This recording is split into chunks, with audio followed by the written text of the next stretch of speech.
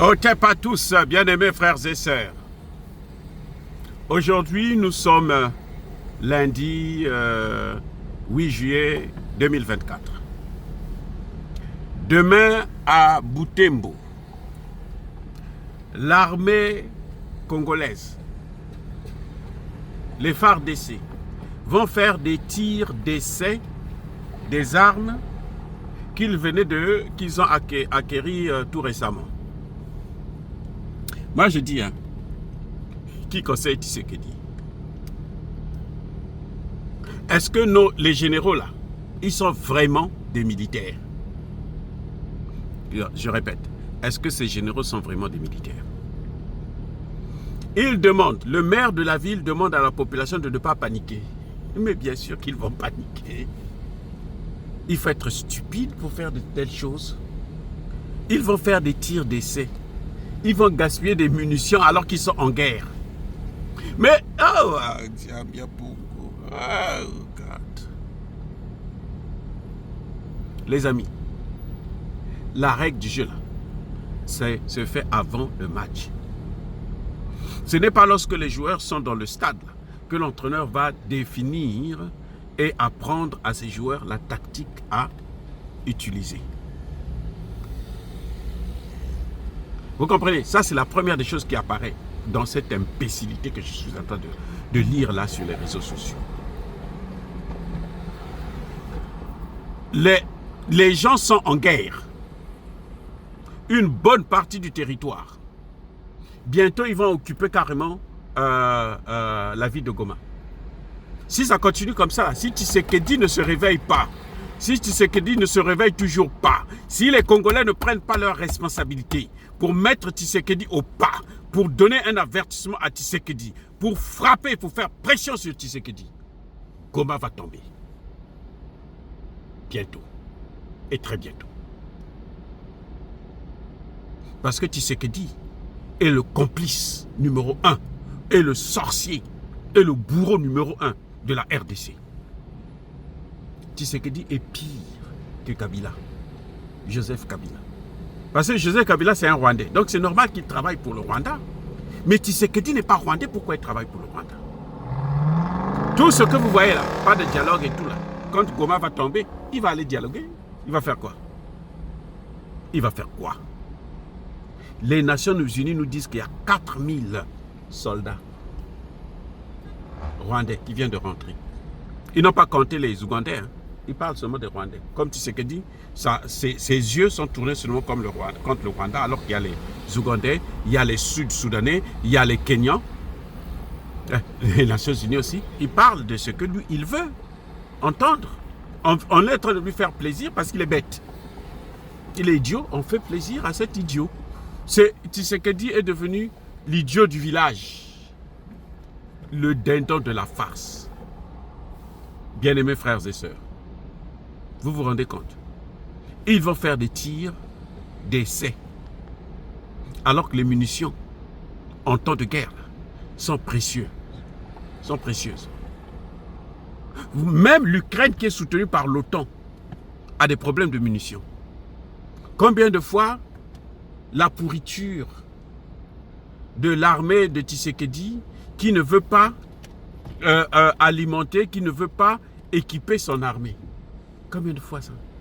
Avec tous ces généraux, colonels et capitaines, lieutenants et commandants et autres qui sont corrompus, qui ont tous des puits comment on appelle, des gisements de matières premières. Vous croyez qu'ils n'ont pas de problème de munitions? Et que, bon, on a besoin de faire des tirs d'essai pour gaspiller les munitions. Mais pourquoi on n'a pas envoyé des gens en formation depuis tout ce temps? Pourquoi il n'a pas appelé, on a dit les Russes ce qu'ils font, c'est qu'ils viennent avec des hommes et les hommes là, vous entraînent sur place. Dans un premier temps là, eux-mêmes ils font partie des combats. Tshisekedi ne veut pas. Je vous ai dit ça déjà, que la Russie a l'obligation et la volonté de nous aider, d'aider la RDC. Parce que c'est un problème de géostratégique pour la Russie. Tshisekedi est le frein à la paix dans l'Est. C'est un voyou, un vrai voyou, un gros bandit, un criminel de grand chemin. C'est pas possible. Je dis bien que les Russes sont prêts et les Russes ont l'obligation de nous aider. Parce que nous sommes déjà dans la 3e guerre mondiale qui est une guerre asymétrique. Et que les Russes ont besoin de cette victoire-là pour paralyser les États-Unis et les pays de l'OTAN et l'Europe. Et parce qu'ils savent aussi que quand ils vont prendre la RDC, c'est toute l'Afrique centrale qui aura des problèmes. C'est pour ça que nous nous battons. Je ne suis pas Congolais de la RDC. Ce sont les Congolais de la RDC qui pensent qu'eux, ils sont spéciaux. Quand ils parlent de la RDC, ils disent la RDC, nous on a que des ennemis partout, mais nous on va s'en sortir avec Dieu. Quel Dieu? Quel Dieu? Dieu n'aime pas des imbéciles, Dieu n'aime pas des idiots. Dieu n'aide pas des idiots. Ah oui, Dieu n'aide pas des idiots. Donc, vous voyez, je voudrais dire par là que il est temps que Tshisekedi puisse se réveiller pour apporter la paix en RDC. Vous voyez, au lieu de faire des tirs d'essai, les tirs d'essai là, essayez ça sur les Rwandais. Allez faire des tirs d'essai à Kigali. Ce serait nettement mieux. Ça pouvait se comprendre. Mais vous allez faire des tirs d'essai à Butembo. Dans une ville congolaise, tir d'essai. On va gaspiller des munitions pour essayer si les armes en question ça marche. Et si ça marche, vous allez faire quoi? Vous allez reporter la guerre? Oh God! On n'a pas besoin d'être militaire pour comprendre que ça c'est une imbécilité de dernier cri. C'est ce qu'on appelle la bêtise humaine. Vous avez un président, vous avez un gouvernement avec près de 60 ministres, vous avez un parlement avec plus de 500 députés, près de je ne sais pas combien de 300, 200, 300 sénateurs. Personne ne fait asseoir le président. Personne ne prend une motion pour demander au gouvernement, mais quelle est la solution que vous nous apportez là? Ça fait 5 ans, 6 ans que Tshisekedi est au pouvoir. Donnez-nous la solution. Qu'est-ce que vous prétendez? Voilà ce que nous proposons. Voilà ce que demande le peuple. Il n'y a aucun qui en parle. Personne n'en parle. Ce sont tous des brigands, des voyous, des pauvres imbéciles qui pensent qu'ils vont manger comme ça pendant longtemps. Mais quand ils vont prendre Goma, le prochain objectif, là, vous savez c'est quoi? C'est Kinshasa. Parce que si on ne déstabilise pas Kinshasa, là, ils ne pourront pas balkaniser le Congo. Mais attendez, mais ils sont fous quoi ces gens? Pour balkaniser le Congo, là, il faut qu'ils prennent aussi Kinshasa. Il faut qu'ils contrôlent Kinshasa.